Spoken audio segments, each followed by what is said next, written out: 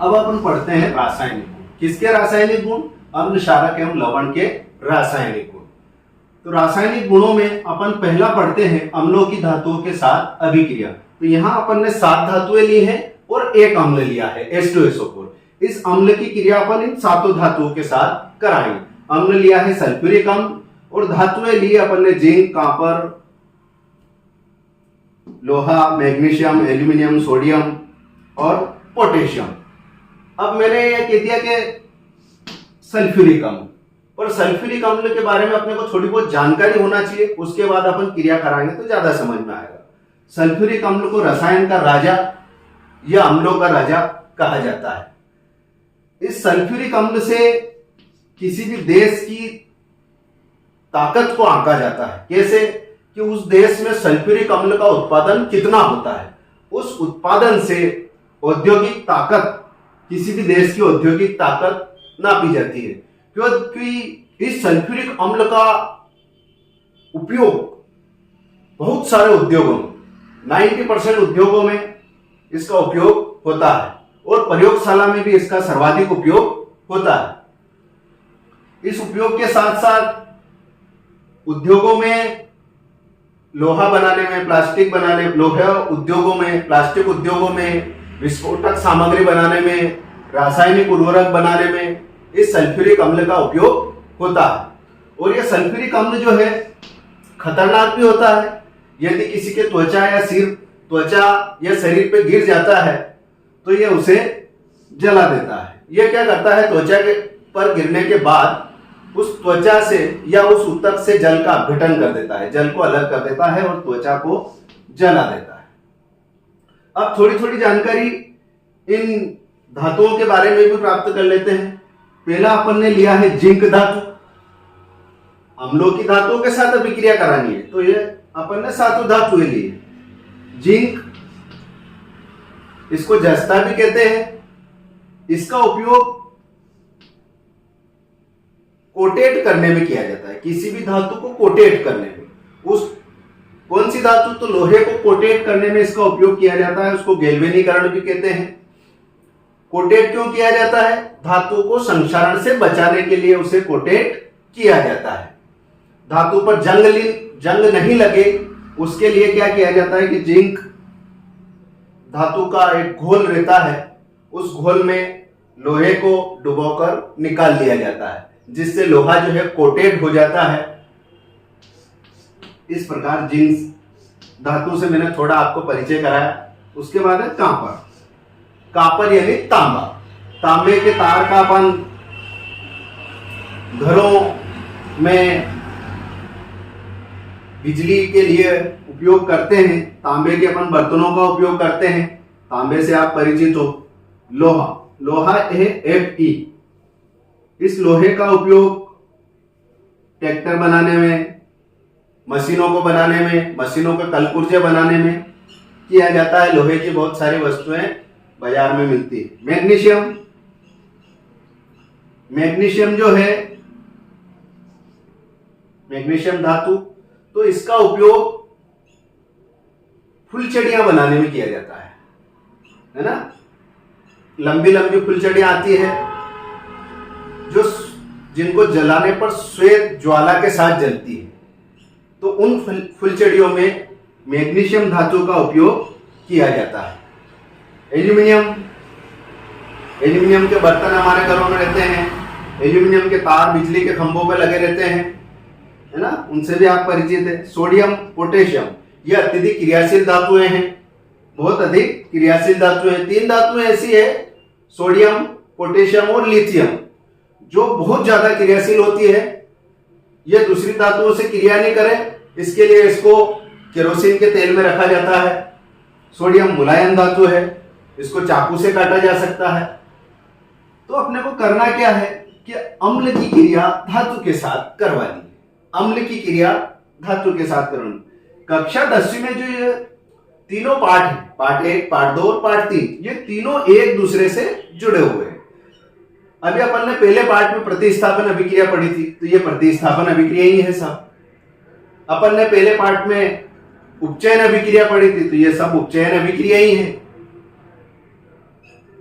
अब होता क्या है कि जब देखो ये जो अभिक्रियाएं हैं बार बार रिवाइज होती, पार्ट 1 में भी, पार्ट 2 में भी, पार्ट 3 में भी, ताकि इनकी प्रैक्टिस अपने को अच्छी तरीके से हो जाए।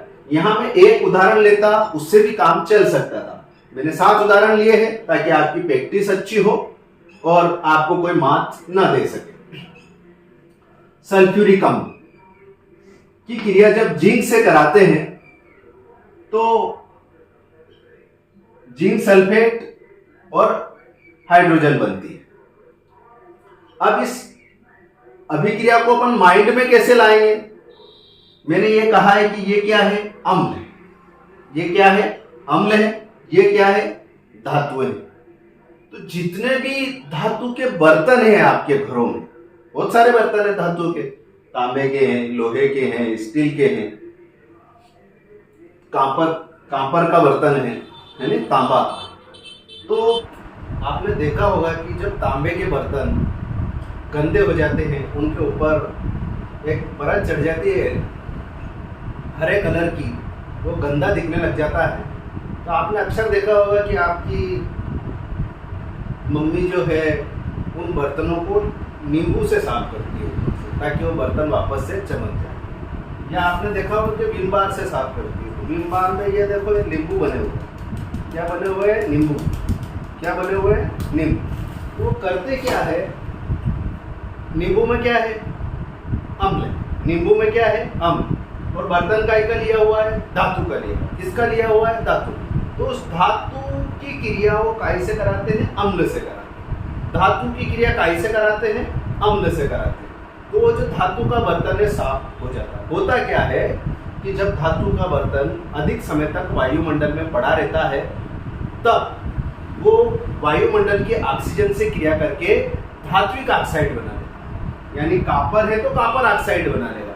और वो कॉपर ऑक्साइड की परत जो है, उस कॉपर ऑक्साइड जो है, सारी जितने भी धातु हैं सबके ऑक्साइड सारी प्रकृति के होते हैं। कैसे होते हैं? सारी प्रकृति। तो कॉपर ऑक्साइड क्षार है और अपन ने उसको साफ करने के लिए क्या लिया हुआ है? नींबू लिया हुआ है। नींबू से उसको साफ करना है। यानी कि धातु की क्रिया धात्विक ऑक्साइड की क्रिया अपन कौन सी चीज से करा रहे हैं? अम्ल से करा रहे हैं। तो अम्ल की क्रिया जब धात्विक ऑक्साइड से होगी तो लवण बनेगा और जल बनेगा। धात्विक ऑक्साइड यानी कॉपर ऑक्साइड में CuO, यहाँ पे क्या था? ऑक्सीजन भी था। तो ऑक्सीजन कॉपर ऑक्साइड की क्रिया जब अम्ल से होगी तो लवण तो बनेगा, साथ में उसमें जल बनेगा, क्योंकि ये जो O बचा है ये जुड़ेगा H2 के साथ, तो जल बनेगा। कॉपर, लवण और जल बनेगा। मतलब बर्तनों को साफ करने के लिए काय का उपयोग किया जाता है? अम्ल का। यानी कौन सी क्रिया है वो? धातु के साथ काय की क्रिया है? अम्ल की क्रिया। धातु के बर्तनों को साफ करने के लिए अपन नींबू का यूज करते हैं, यानी वो धातु के साथ काय की क्रिया है? अम्ल की क्रिया है। क्या बनता है? उसमें बनता है लवण और जल। अब अपने को यहाँ धात्विक ऑक्साइड की क्रिया नहीं करानी, अपने को धातु की क्रिया करानी। किसकी क्रिया करानी है? धातु। काय के साथ करानी है? अम्ल के साथ। तो आपने एक उदाहरण और देखो, आपने अपने घर में अचार आंवले का हो, केरी का हो, इसके बर्तन को देखा हो, काय में रखते हैं? चीनी के बर्तनों में रखते हैं। उनको धातु के बर्तनों में रखते हुए कभी देखा है? नहीं। धातु के बर्तनों में क्यों नहीं रखते? क्योंकि उसमें जितने भी खट्टे पदार्थ है उसमें क्या है? अम्ल है। क्या है? अम्ल है। क्या है? अम्ल है। और अम्ल को यदि अपन धातु के साथ रखेंगे तो अम्ल और धातु की आपस में क्रिया होगी, लवण बनेगा और हाइड्रोजन गैस विस्थापित होगी। हाइड्रोजन गैस विस्थापित होगी। ये जो लवण है ये हमारे शरीर के लिए हानिकारक होते हैं। ये लवण हमारे शरीर के लिए हानिकारक होते हैं, इसलिए अम्ल को धातु के बर्तनों में नहीं रखते हैं, या अचार या खट्टे पदार्थों को अपन धातु के बर्तनों में नहीं रखते हैं।